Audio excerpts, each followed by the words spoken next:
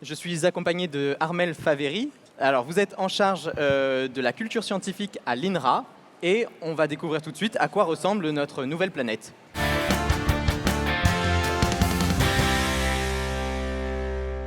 Bonjour à tous. Donc moi aujourd'hui je suis là pour vous parler d'un scénario extrême où effectivement vous êtes obligé d'arriver sur une nouvelle planète. Alors, à quoi ressemble notre nouvelle planète? Donc je vous montre cette nouvelle planète.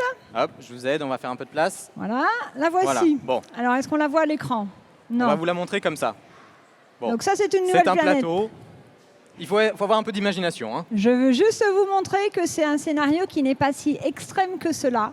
Parce que c'est une planète sur laquelle il y a de l'eau, il y a de l'air, il y a aussi une terre verte et bien fertile. D'accord? Donc on est loin du scénario de Mars. D'accord, on a déjà une terre qui est plutôt propice pour nous accueillir. Tout à fait. Ok. Donc, de quoi avez-vous besoin pour survivre? Eh ben, il va nous falloir de la nourriture, des habitations, des maisons, etc. Tout à fait. Donc, c'est un scénario qui n'est d'autant pas plus extrême que je ne vous place pas au début donc, du Paléolithique, il y a 3 millions d'années, où vous étiez des hommes et des femmes qui devaient parcourir de très gros espaces pour pouvoir trouver de l'alimentation, donc des baies sauvages, des racines sauvages. Je vous place il y a moins 6000 ans, avant Jésus-Christ, où on est au néolithique. Et là, vous avez, vous en tant qu'être humain, réussi à sélectionner les plantes qui vous sont utiles. Donc vous avez des graines. Donc vous arrivez sur cette nouvelle planète avec des graines. D'accord, donc on n'a plus la technologie qu'on avait sur Terre, mais on sait quand même faire de l'agriculture. Non, toute technologie demande énormément d'énergie. Là, vous arrivez juste avec des graines. Ok. Alors, il faut choisir parmi Oui, qu'est-ce les que graines. Alors, déjà, que voulez-vous planter? on va dire. Donc là, on a des cultures forestières, on a des cultures sous serre, des vergers, des cultures maraîchères et des grandes cultures. Voilà. Donc moi, je vais Choisissez en décider. 3. Allez, la culture forestière, Voilà, du donc bois. une culture forestière. du bois pour faire des maisons Et vous chauffez. et se chauffer, Parfait. ça peut servir. Des cultures maraîchères, Alors là, on y voit des salades et des pommes de terre. OK. très bien. Et des grandes cultures. Alors, des grandes cultures, c'est quoi? Alors là, ici, on y voit du maïs et du blé. Voilà. Donc, cette terre est fertile. Donc, effectivement, vous voyez les premières pousses qui grandissent. Vous allez bientôt pouvoir donc profiter de vos richesses. Un matin, malheureusement, vous vous réveillez et ces richesses ont été attaquées.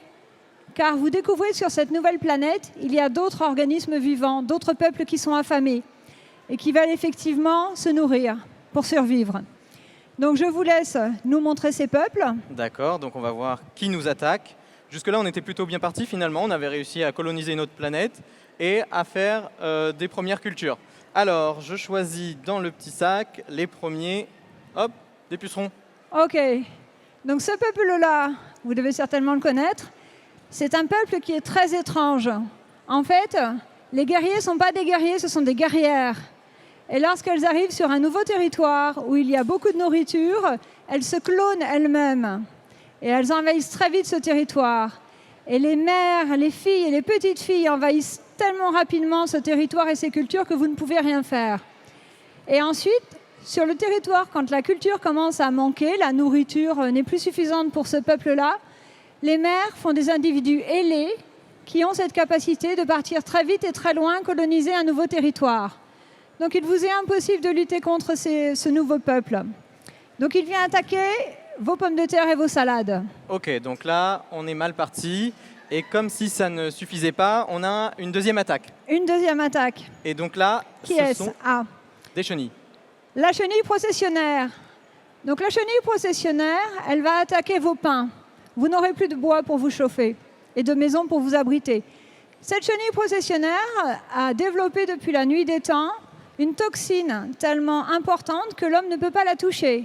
Quand nos chercheurs travaillent sur les chenilles processionnaires, ils sont en combinaison complète. Donc, vous connaissez peut-être les chenilles processionnaires des pins. Sachez que je vous recommande de ne pas les toucher.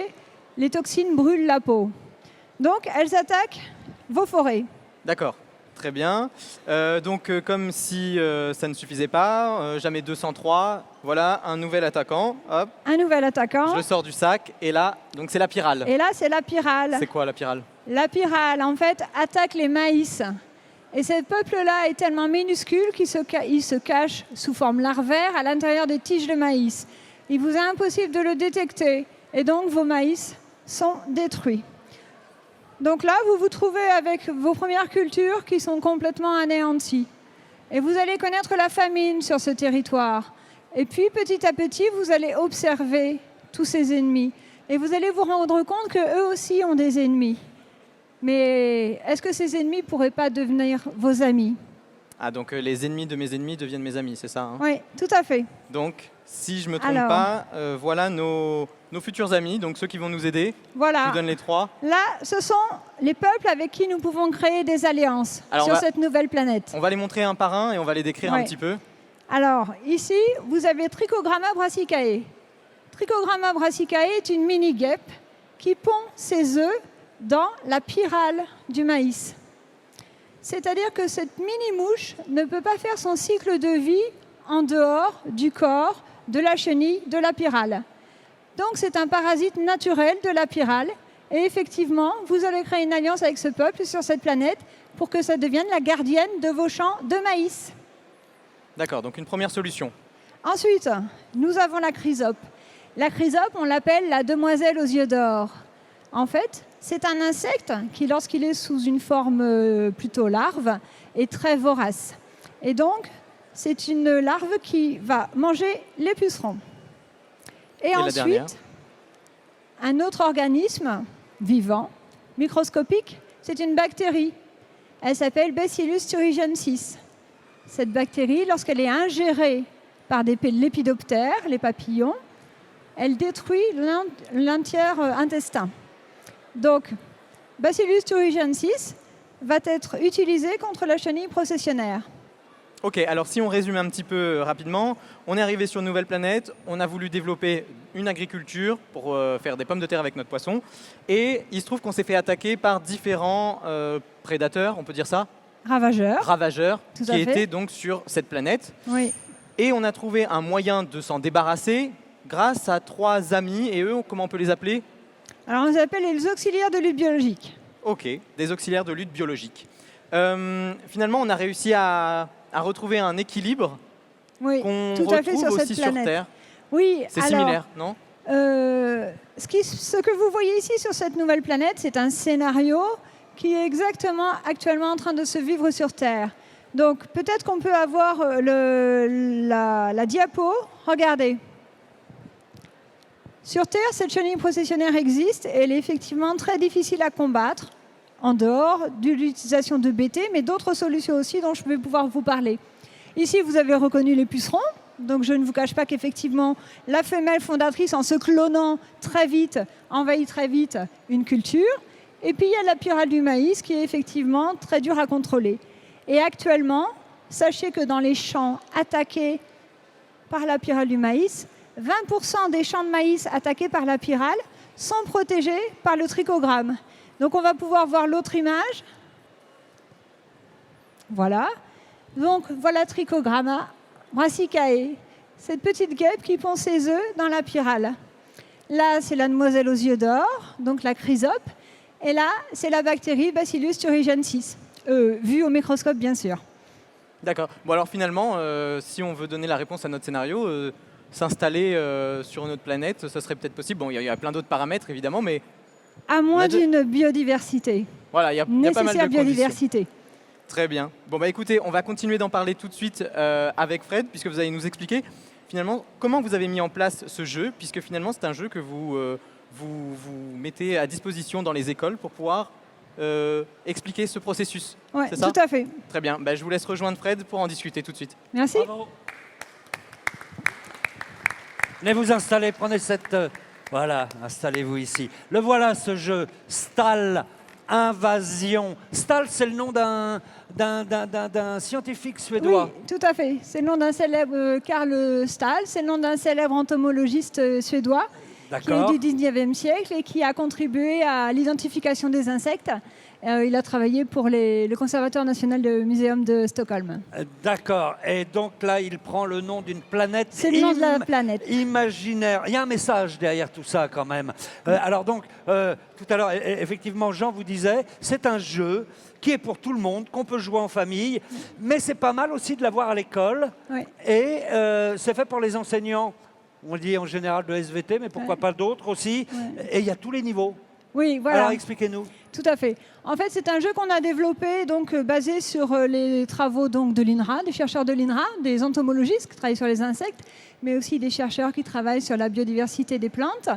Et donc, c'est un jeu auquel on peut jouer sans aucune connaissance scientifique, puisqu'il y a un calcul de points. Par exemple, si vous maintenez une biodiversité, vous avez plus 500 points. Voilà, donc vous avez un certain nombre de points qui permet de savoir si vous avez réussi à survivre. Alors, ce jeu est déjà utilisé dans les lycées aussi, principalement, les lycées horticoles, agricoles, mais aussi les collèges. Il y a 3 niveaux de règles de jeu, ça se complexifie. Et actuellement, il y a des nouveaux programmes de seconde qui sont sur les équilibres dans les agrosystèmes. Donc, c'est une bonne entrée en matière. Super, on a une question dans le public. Oui, monsieur ? Oui, Fred. Alors attendez, monsieur, on va venir vers vous tout à l'heure, mais la caméra elle est là-bas pour le moment. On arrive. Oui, j'ai une question d'Eduardo pour toi, Fred. Tout de suite, Eduardo, vas-y. Comme vous avez dit, l'ennemi de mes ennemis, c'est mes amis. Mais ces amis, ils ont des répercussions sur notre plantation, sur notre biodiversité ou pas? Oui, en fait, les ennemis de nos ennemis, ce sont leurs prédateurs naturels, ce sont leurs parasites naturels qui peuvent exister déjà dans l'environnement. Typiquement, par exemple, le carabe est un insecte qu'on connaît, qu'on a chez nous. Vous connaissez aussi la coccinelle. Bon, ce sont des parasites naturels.